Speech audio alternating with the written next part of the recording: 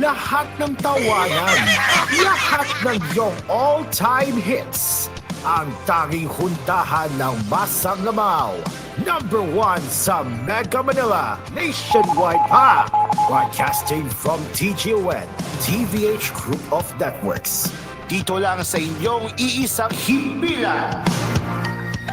Cool FM. You are listening to Cool FM. Live from Cool Studios. This is koolNews at 4.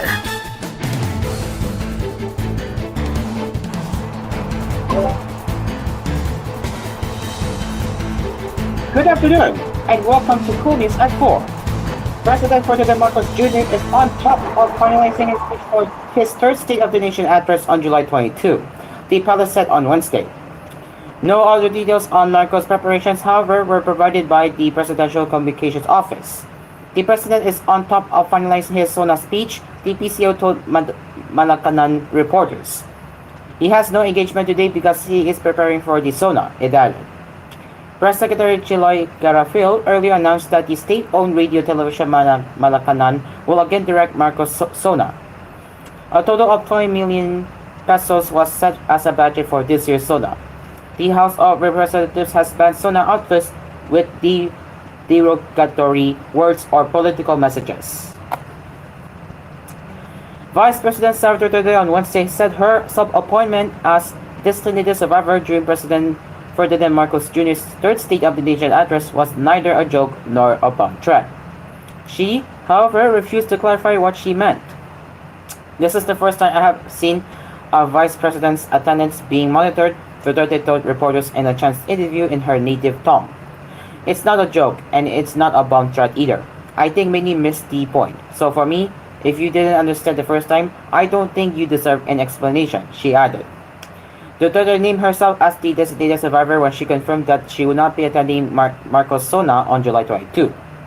In the United States, a designated survivor is an official in the presidential line of succession internationally kept away from gatherings to ensure that someone can assume the presidency in the event of a mass casualty incident.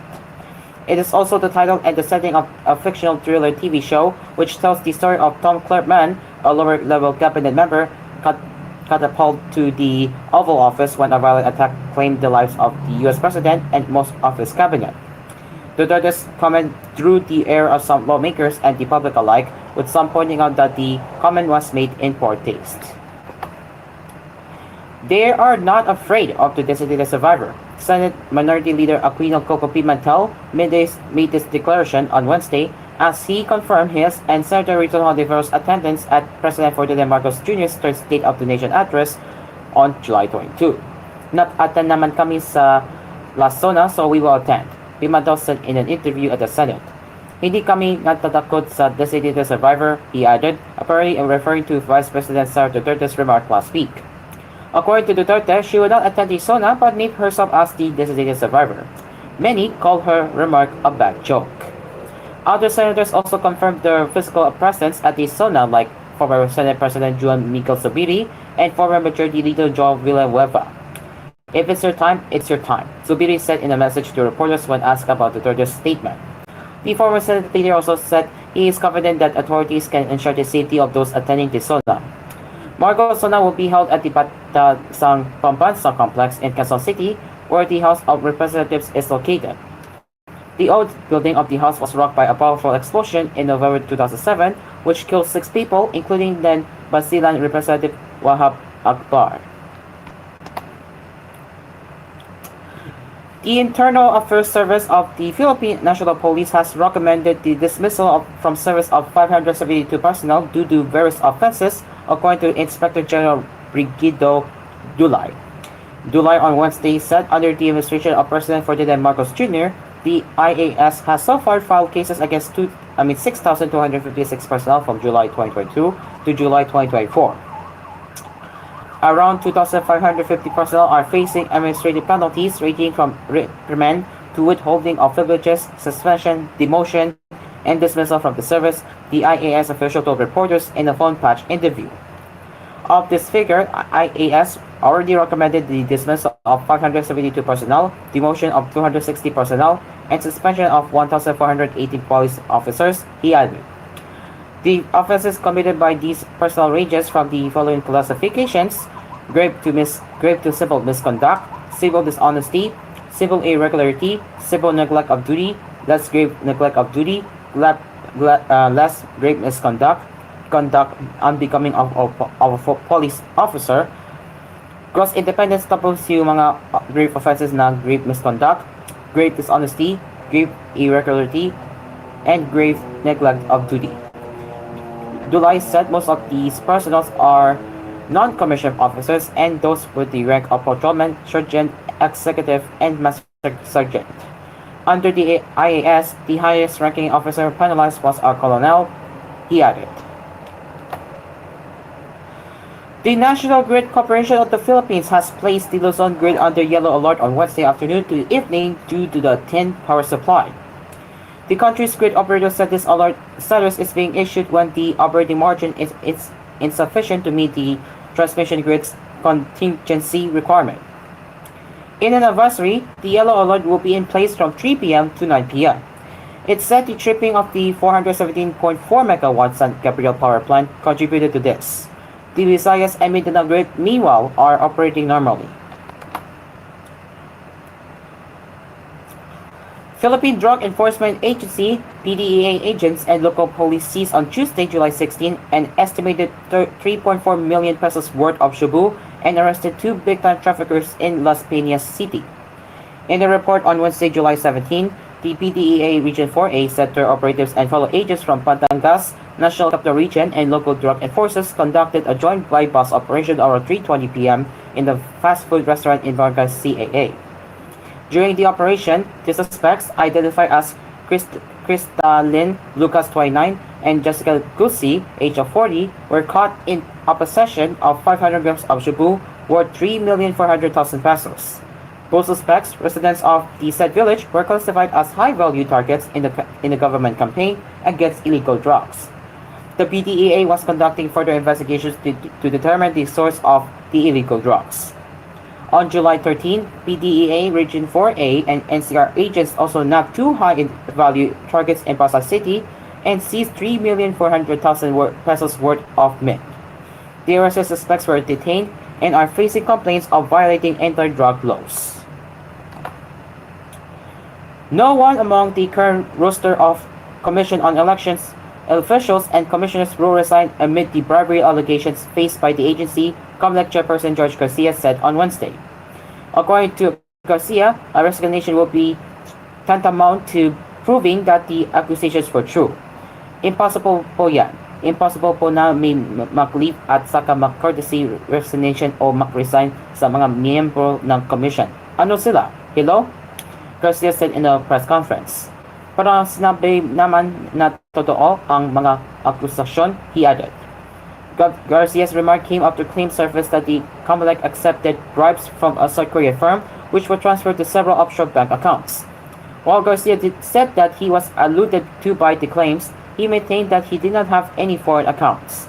The COMELEC official has also asked the National Bureau of Investigation and the Anti-Money Laundering Council to investigate the allegations. Trigger warning, it contains the mention of torture and inhuman treatment of workers, including sexual assault. Again, this is a trigger warning. Some House of Representative lawmakers were split about the airing of videos showing Philippine offshore gaming operators, poker workers being tortured while they were illegally detained at different facilities. At the hearing of the House Committee on Public Order Safety and the Committee on Games and Amusements on Wednesday, Lalo our 1st District Representative Zia Alonto Adiong asked that the panel stop showing clips of individuals enduring harsh and inhuman treatment as the proceedings are being live-streamed. Mr. Chair, for the other videos, may we request, because some of us here cannot have a low tolerance of, watching all of these torture, especially women, may we request, Mr. Chair, that we no longer show these videos. Don't set at the motu proprio investigation into cases in Pogos. Remember, we are live streaming on YouTube, and there are kids who may view these videos. Can we request a testimony of stories is enough? He added. During the hearing proper, videos of male and female pogo workers being punched or hit with metal bats and sticks and even electrocuted using tasers were shown at the Nakrosa's Hall of the Pambansa complex and at the YouTube and Facebook livestream of the House of Representatives. Presidential Anti-Organized Crime Commission spokesperson Winston John Casio explained that the workers were tortured if they were caught attempting to escape the pogo facility. Dong made his appeal when the House was about to tackle sexual assault that workers endured, videos of which were also available, according to Public Order and Safety Committee Chair and Santa Rosa City Representative Dan Fernandez. Yet the 4th District Representative Richard Gomez, who was present during the hearing, however said that there was a need to show the torture videos, despite the brutality, as recounting stories may not be enough to describe the extent of human rights violations conducted within pogos. Gruesome as it may be to show these videos, Mr. Chair, but it is very important for everyone to see what is happening inside the pogo because it's hard to tell stories only. Sometimes you may fall asleep if you just rely on storytelling, he said. But if people are seeing what is happening inside these pogo hubs, then you feel the pain, you feel the torture, and you feel the illegal activities that are happening inside. And then people are having an understanding, what are government agencies doing about this? He asked. Fernandez agreed, saying that the government has to show the gravity of the problem that it seeks to address. Actually, a while ago, I was telling this body that we're going to show it not only because the direction of the speaker is to have a comprehensive investigation, and when we members of the committee, specifically the Committee on Public Order, I asked if we're going to show the video since precisely the very essence of the motu proprio is to investigate the illegal activities, Fernandez said. And I must agree with Congressman Gomez that even if the scenes are heavy in nature, we have to tell to the Filipino people and to the international community that this country, this government is doing something on their countrymen, especially the Chinese, Burmese, Myanmar, whatever our government is acting in response to these, he added. Eventually, both Gomez and Fernandez agreed that no more torture videos will be shown as they had already seen enough. That is why, sad as it may seem, that people have to see this, but I agree that we have seen enough and then maybe we can already put a stop to this, but we have to understand, Mr. Chair, that these focus are really hurting our society, it is corrupting our government, it has become a bedrock of corruption, Gomez said. And rightfully so, Congressman Alonto, maybe we have already shown a lot, maybe we can stop that. We have shown almost 5 videos, but I have seen a lot of videos. I have seen others you cannot take anymore, especially the abuse of the sexual torture. There was a sexual torture, man-to-man, they were punishing those who would not follow their orders, Fernandez added. Earlier during the prop, a pogo worker identified as Dylan, not his real name, said that a friend then invited him to Bamban Tarlac to celebrate the Chinese New Year last February 10, 2024 at Bofu facility. However, his friend left him there, and Bofu officials eventually said that Dylan would have to work there unless he can pay off the money used to buy hair. Casio explained further that Dylan was sold to Bofu for 300,000 pesos. He said the victim was only able to seek help when he used his company phone to inform his relatives in Malaysia, which was then relayed to Philippine authorities by the Malaysian embassy. Last March 13, 371 Filipinos and 497 foreigners were rescued from a pogo in Pamban Tarlac, which was raided for alleged human trafficking involvement. The pogo was linked to now-suspended Bamban Mayor Alice Guo, as the Department of the Interior and local government accused the local chief executive of having business interests in Bofu Land Development Incorporated. Bofu owns the land where the raided pogo sits. DILG said Bofu, as represented by Guo, president of the company, purchased 8 parcels of land in Bamban last February 2019. Guo claims to have divested ownership of Bofu, but DILG believes that the amount she divested for, 2.5 million pesos, was grossly incongruent to her investment on Bofu, which is approximately 8 hectares of land. There have been proposals to totally ban pogos in the country. Last June 11, Makabayan bloc lawmakers in the House of Representatives filed House Bill number 10525, or the proposed Anti-Pogo Act of 2024, which will revoke existing license and ban future pogos due to the social costs it brings. And Manila Mayor Hani Laguna on Wednesday said she is giving former Mayor Isko Moreno time to reconsider his possible mayor bid in the 2025 polls. In a statement, Lasuna said she understands the reality of politics, but her commitment and sibling love for Moreno remain even if he is rumored to be seeking a return to the city's top post. In my heart, I am confident that we are both dedicated to serving the Malinos. Thus, I am giving my dear brother, former Mayor Francisco Isco Moreno Domingoso, time to reconsider his plans. He still has time to reflect on his decision, she added. Moreno served as Manila mayor for one term, winning in the 2019 polls with Suna as his running mate. Moreno ran for president in 2022, while Suna ran for mayor. He endorsed her mayoral bid. It appears Lasuna will seek re-election. However, on social media, there have been calls for Moreno to run for mayor again, with Moreno himself sharing a video where residents were seen chanting, "Bumalik ka na." Moreno captioned this by saying, "Laging mi awa ang Diyos. Time will tell. Hashtag time will tell." Lasuna said she will always be available to guide Moreno regarding his political decisions. As his ate in public service, I am here to guide him. During the last campaign, Isco and the Morenos placed their trust in my ability as the first female mayor of Manila. I acknowledge that the upcoming election in Manila will be a test for the Maninos to weigh my character, leadership, service, and vision for Manila, she said. This is part of our commitment to democratic principles. We are here not for personal ambition, but for the welfare of the Maninos and the honor of our nation, represented by Manila as its capital.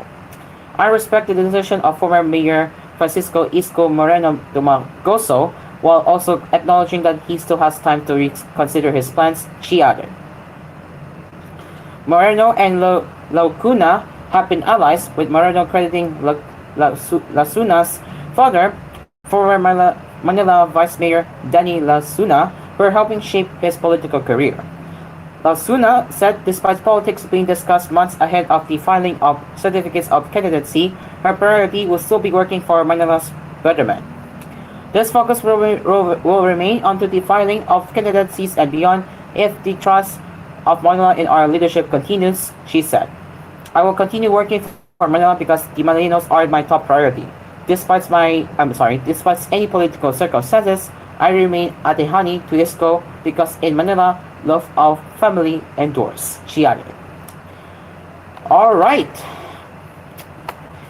It is 18 minutes after 4 and it's 4:18 in the afternoon and koolNews at 4. We'll be right back.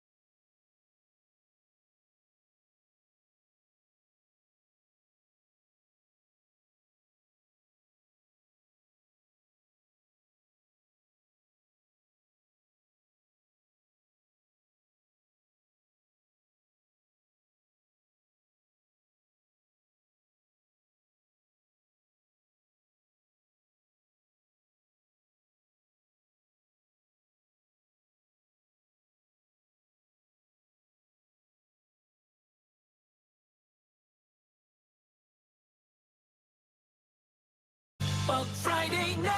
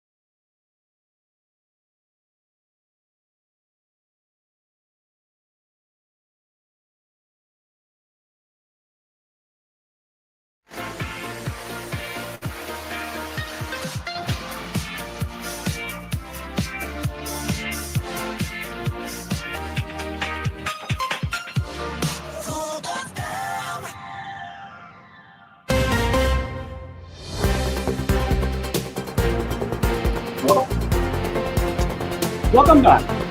The Civil Aviation Authority of the Philippines (CAAP) announced at noon time on Wednesday, July 17, that some flights are cancelled due to inclement weather.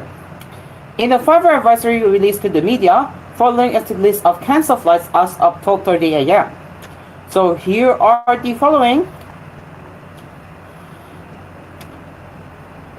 For Virac Airport, starting with Cebu Pacific, it's 5J821 Manila to Virac, 5J822 Virac to Manila, Bicol International Airport, Philippine Airlines Polo Express along with Polo Express, PR2921 Manila to Bicol, PR2922 Bicol to Manila, Zipgo DG6206 Cebu to Bicol, DG6207 Bicol to Cebu, DG6195 to Manila to Bicol, and DG6196 Bicol to Manila. For Davao Airport, with Paul Express, GAP2819 Manila to Davao, diverted to Cebu, Philippine Airlines PAL1365 Cebu to Davao, diverted to Cebu, and Setco SR16739 Cagayan to Davao, diverted to Cagayan.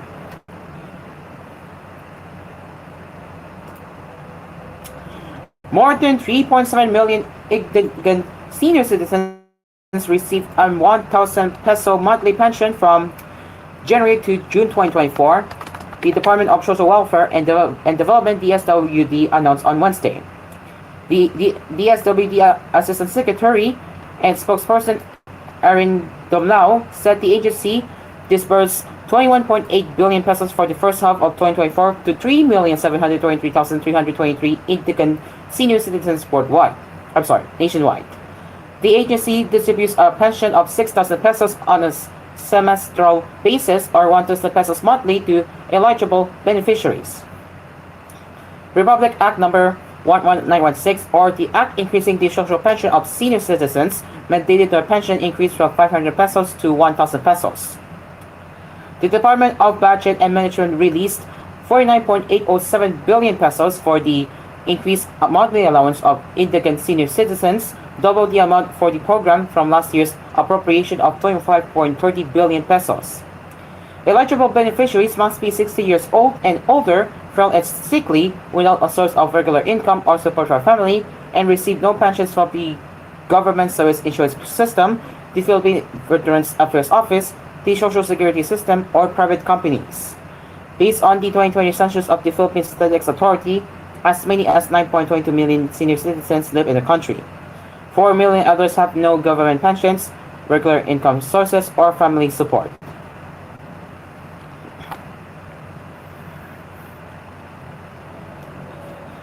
The Philippine government on Tuesday launched the cruise visa waiver, making entry into the country easier and seamless for visa-required foreigners vacationing on board cruise ships. Eligible foreigners may apply for the waiver at the Bureau of Immigration's e-service portal at e-services.immigration.gov.ph. Tourism Secretary Cristina Frasco said she anticipates this program to attract more cruise passengers to consider the Philippines as its next destination. In her speech, Frasco said this launch reflects the Marcos administration's commitment towards digitalization and aligns with the country's national cruise tourism development strategy. In 2023 alone, the country received 123 port calls, bringing in more than 101,000 passengers. This year, the Department of Tourism projects at least 117 port calls that could translate into more than 118,000 visitors.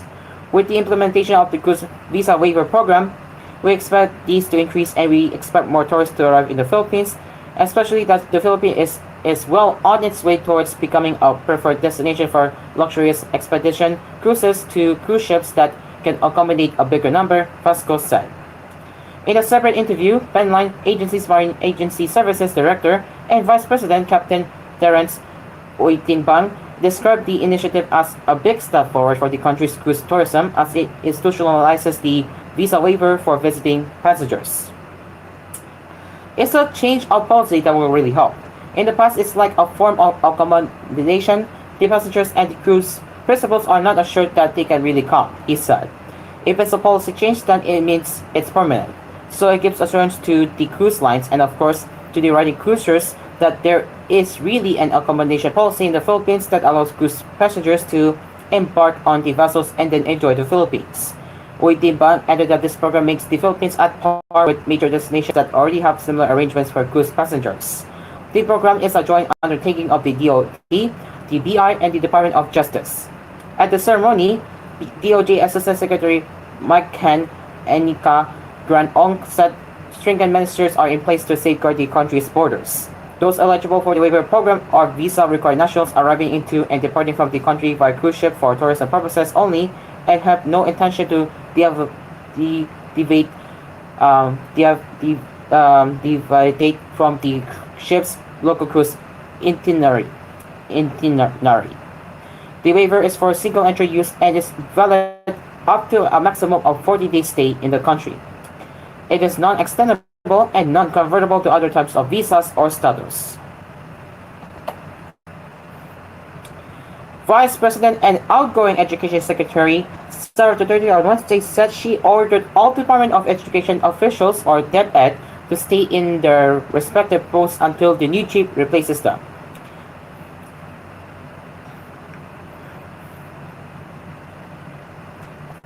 The day I resigned, I sent them a message and invited them to dinner. I told them all the USECs and ASECs Please stay until the new secretary will remove you because otherwise he will be detrimental to the department, Duterte told reporters in a chance interview in Cebu. But Duterte noted that some officials have already expressed their decision to leave the department. But some said they have decided to leave DepEd. Two will proceed to the office of the vice president. And then one, we will discuss what the arrangement will be, she further explained in her native tongue.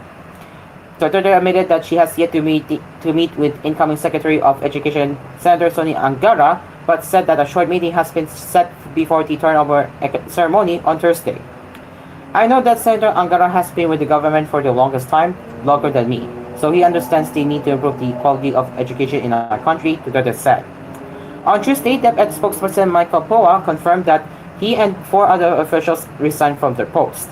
Poa said he and the officials resigned to give the incoming Secretary of Education, Secretary Angara, a free hand to choose the people that will form part of his team. Angara will be replacing DepEd as chief of DepEd after the latter resigned on June 19. She did not provide a definite reason for quitting and only explained that her action was not a sign of weakness as it was steered by compassion for teachers and students. Expect no more surprises in the Senate when it convenes the third regular session of the 19th Congress on July 22. This is at least according to Senate Minority Leader Aquino Coco Pimentel III when asked what to expect next week in the chamber under the new leadership of Senate President Francis Escudero.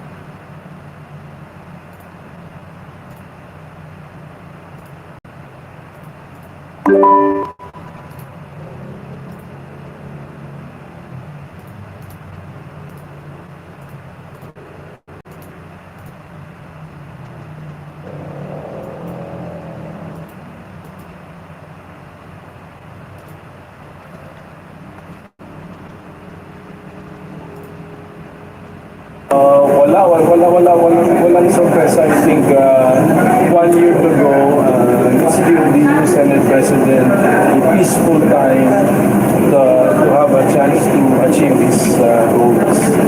Yeah, I mean, let's make his tenure very short and as smooth as possible. 1 week to go, mag-open ang session. Ang gamitin ko sa minority, isang tao pa rin. Most likely yung pa rin yun. Tapos wala pa pag-usap yun na wala naman nag-reach out sa amin o tumatawag sa amin na gusto mag-meeting. So, at tumawag lang sa akin na gusto mag-meeting sa akin si Senator Rizal Tubero. So, yung dalawa pa rin. Department of National Defense Secretary Gilberto C. Del Toro Jr. has stressed the need for more formidable cyber defenses and amid increasing incidents of attacks against cyber domains and to address critical concerns, especially in information and communications technology. Our cyberspace is the most vulnerable in the defense establishment, and the most aggressive attacks come from state and non-state actors. In this age of disinformation, maintaining robust cybersecurity is paramount, Teodoro said in a statement late Tuesday.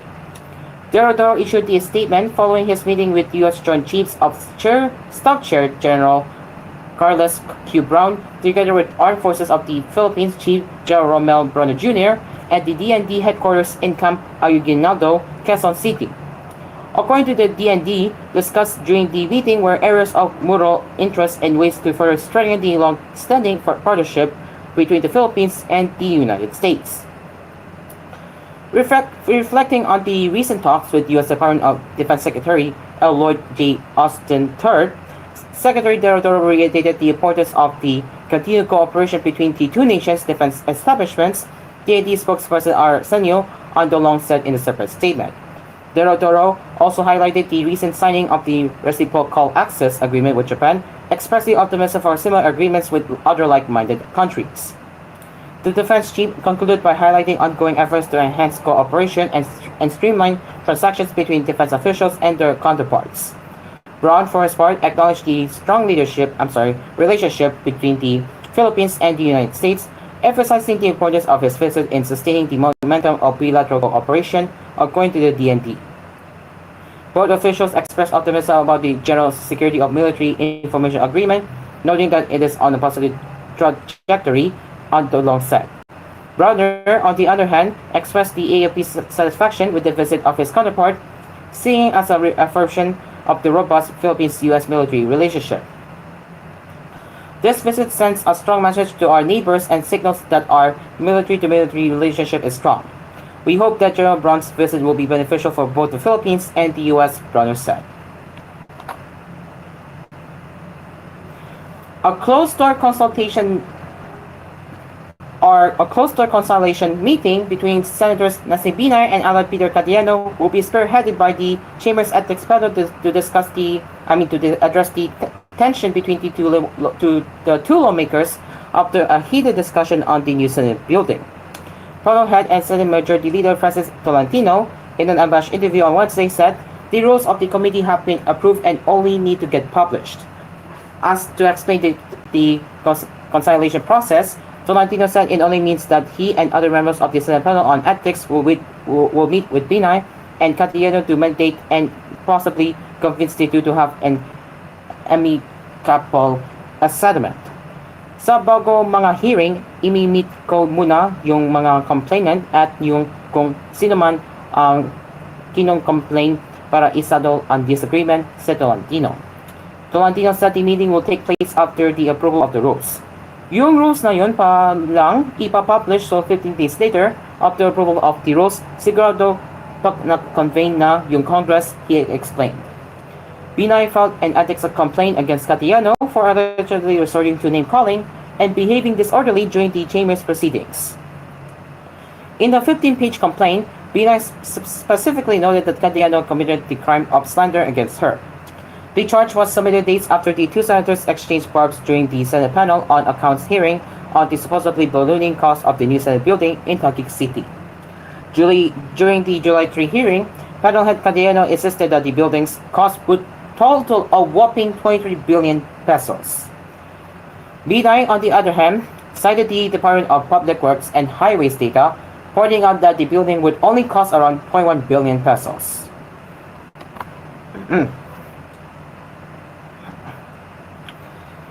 And Senator Ronald Bato de la Rosa thinks nobody can implicate former President Rodrigo Duterte in the operations of illegal Philippine offshore gaming operators POGOs in the country. De la Rosa, in a press conference on Wednesday, addressed the allegations being hurled against Michael Yang, Duterte's former economic advisor and a central figure to the family scandal. I don't think they can implicate the good former president. If there will be evidence, di gawin nila. Pero I don't think so na may implicate nila dyan, said De La Rosa. By mere association siguro dahil kilala nila si Michael Yan, pero kapag sabihin mo na si former President Duterte mismo ay involved sa kung ano mang ginagawa, kung meron mang ginagawa na illegal yung certain Michael Yan na yan. Kung meron ginagawang illegal, I don't think i-condone ni Pangulong Duterte yan, De La Rosa explained. Senator Rizal first floated the possibility that individuals involved in the family scandal are among the roots of POGO's illegal operations in the country. Although not yet proven, Hontiveros said there is also a probability that Yang may be involved in the criminal activities related to POGOs. It was also the opposition senator who disclosed the chance that controversial Bambang Mayor Alice Go is connected to bigger syndicates, revealing that her company, Bofu Land Development Incorporated, had direct transactions with Yang sibling Hong Jiang Yang. Hontiveros then noted that former President Duterte's possible involvement with illegal POGOs may also be subjected to spotlight should it be proven that Michael Yang has ties to these firms. All right, it is now 20 minutes to 5 and it's 4:40 in the afternoon, and we will have more headlines coming up right here on koolNews at 4. So stick around and don't go anywhere. We will be right back.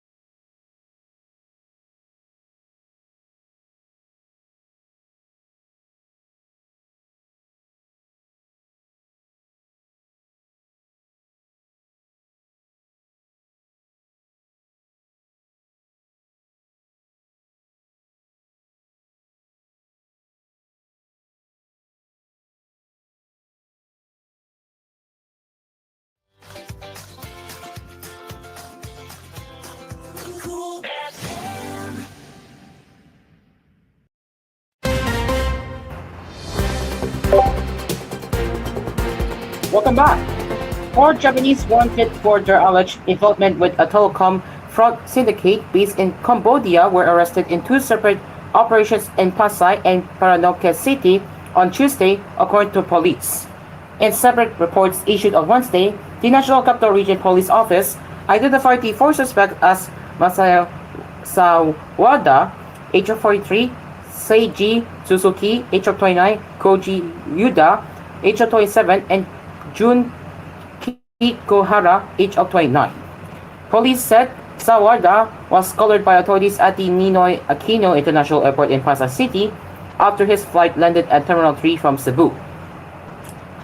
Following his arrest, the three others were apprehended in a follow-up operation on Jagata Street in BF Homes, Paranaque City around 2 p.m. No other details were provided regarding the case against the four suspects. They are now under the Regional Intelligence Division of the Regional Special Operations Group custody. NCRPO said it is coordinating with the Bureau of Immigration and Japanese authorities to deport the suspects. The province of Bohol can expect a better power situation as the National Grid Corporation of the Philippines targets to complete the Cebu to Bohol 230 kilowatt volt line this December. On Tuesday, the NGCP energized the Dumangjag Corella 230 kV line 1 and Dumangjag 70 megavolt Empress reactive MVAR that will deliver power to Bohol from Cebu. The newly energized lines are part of the Cebu-Bohol 230 kilovolt interconnection project with a capacity of 600 megawatts and allows direct access to power from Cebu, complementing the existing Yete-Bohol submarine cable. DOE Secretary Rafael Tolita said this project is vital to Bohol, especially with the province's growing need for electricity driven by the tourism sector. Ensuring sufficient transmission capacity is crucial for the country's economic development as it promotes a reliable power supply that supports economic growth and investment, Torilla said in a statement. The Cebu to Bohol interconnection project is also expected to ease congestion in the Yeteg-Bohol 138 kilovolt interconnection, potentially reducing electricity costs for consumers. The DOE also stressed the directive of President Ferdinand Marcos Jr. to complete the nearly 70 transmission line projects on time as outlined in the Transmission Development Plan, particularly the Batangas-Mindoro interconnection project and the Northern Luzon 230 kilovolt loop.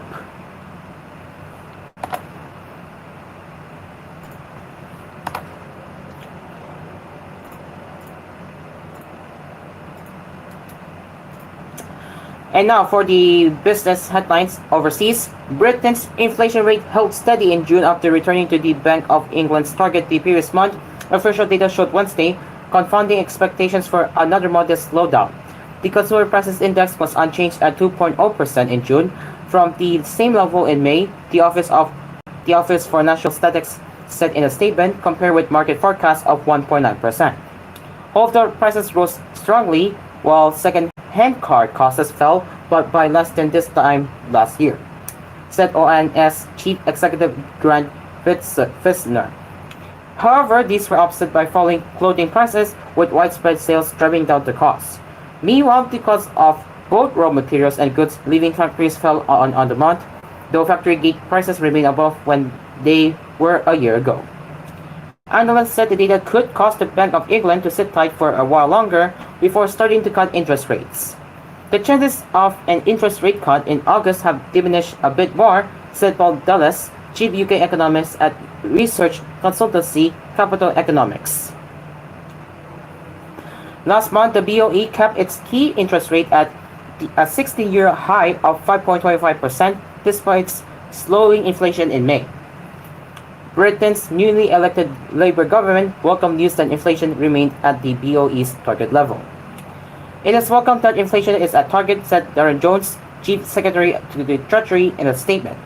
But we know that for families across Britain, prices remain high, which is why this government is taking the tough decisions to fix the foundations of the UK economy, he said. Labour, led by new Prime Minister Keir Starmer, has pledged immediate action to grow the economy after the centre-left party won a landslide general election victory to end 14 years of conservative rule. Later on Wednesday, King Charles III will read out Labour's first program for government in a decade and a half when the UK Parliament formally reopens following the July 4 election. Elevated interest rates have worsened a UK cost of living squeeze because they increase borrowing repayments, thereby cutting disposable incomes and crimping economic activity. The BOE began a series of rate hikes in late 2021 to combat inflation, which rose after countries emerged from COVID lockdowns and accelerated after the invasion of Ukraine by key oil and gas producer Russia. Youth unemployment in China edged down in June, official statistics showed Wednesday, as policymakers convened in Beijing for closed-door meetings to discuss the country's uncertain economic outlook.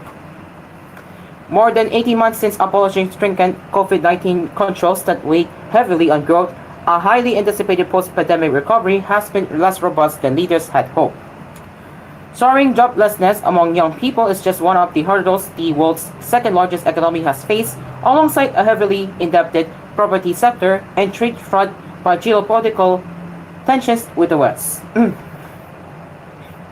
But the unemployment rate for people aged 16 to 24 inched down last month to 13.2%.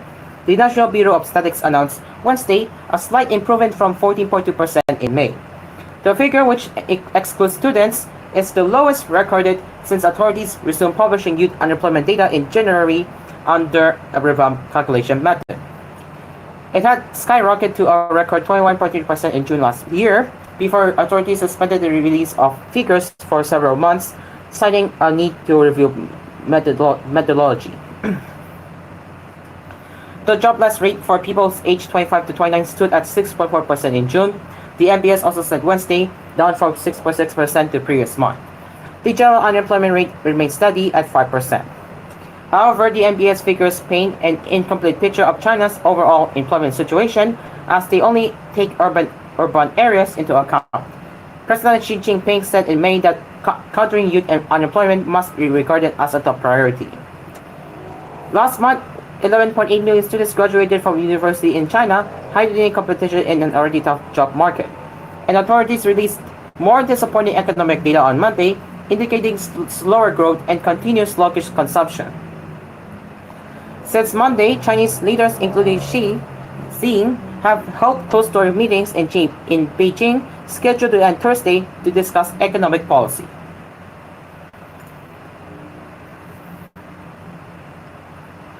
And German insurer Allianz said Wednesday that it planned to buy a majority stake in Singapore's income insurance for around 1.5 billion euros as it seeks to expand its foothold in the Asia-Pacific region. Allianz said it had made an offer to acquire at least 51% of the shares in income insurance at 40.58 Singapore dollars or 27.7 euros per share for a total transaction value of 2.2 billion Singapore dollars. The deal would boost its presence in the fast-growing and attractive Singapore insurance market, Allianz said, adding that income insurance served around 2 million policyholders across a range of property, health, and life insurance products. The transaction, subject to regulatory approval, is expected to close at the end of 2024 or in the first quarter of 2025. This proposed transaction brings two strong businesses together for the benefit of Singapore's customers and solidifies Allianz's leadership position in the region, said Renate Wagner, member of the Board of Management at Allianz and responsible for the Asia-Pacific region. Allianz, which has a presence in over 70 countries, last year booked a net profit of 8.5 billion euros, up 33% on the year before.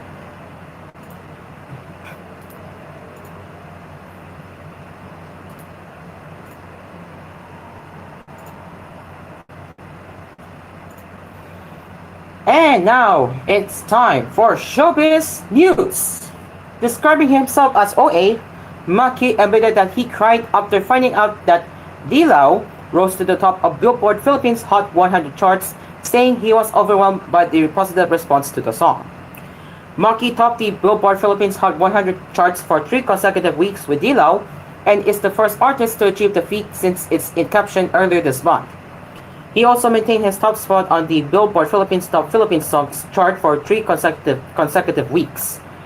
Seeing my name on the charts and the top of it, it's a good day to celebrate OPM, he told reporters on the sidelines of an event in Taguig. Umiyak ako. As in OA po talaga ako, umiyak ako. It's really something that I will never forget even kapag naging matanda ako, that I was the first to be on the top of the Hot 100 charts. The singer-songwriter shared that he mostly does music because it's his passion. But seeing his name along with artists whom he adores on the charts is proof that of the thriving OPM scene. I just do music, mostly do music for music.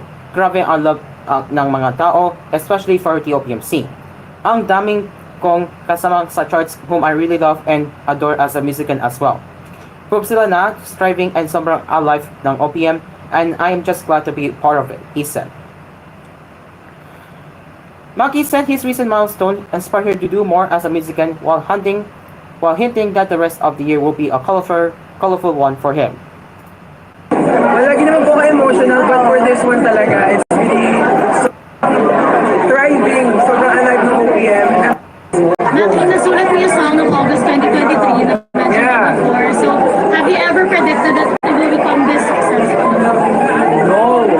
But I knew from the start when I was writing this song, when we were thriving, sobrang alive ng OPM, I'm just really glad to be a part of it. Paano ka pinupush nito to be better and to give and provide more music for your fans? Siguro po ako mas nagkakaroon ako ng motivation to do more. Kasi po ako, I believe na whenever I work on something talaga, I always do the best that I can. So, ayun, talagang more and more and more. Nasulat mo yung song of August 2023 na mentioned before. So, have you ever predicted that it will become this successful? No. But I knew from the start when I was writing this song, when we were producing this song as well, na it will create an impact to a lot of people, especially the people who lack self-esteem or lack self-worth. Para sa akin, talaga nung sinabi ko, kasi ang dami nagtatanong mo, ano yung meaning ko para kanino? So nung lumabas na yung song at last, sinabi ko talaga kung para kanino, it's for myself. And gusto ko rin pakinggan ng mga tao na yung song na to, pakinggan nila in the perspective na pinakantahan nila yung sarili. Last question na lang po. And that is it for koolNews at 4. As always, you can send a news tip or feedback to us at tvh.philippines.news@gmail.com. And we will be back later with koolNews at 6 and koolNews Prime Time at 9. Until then, I am Aspir. Good afternoon.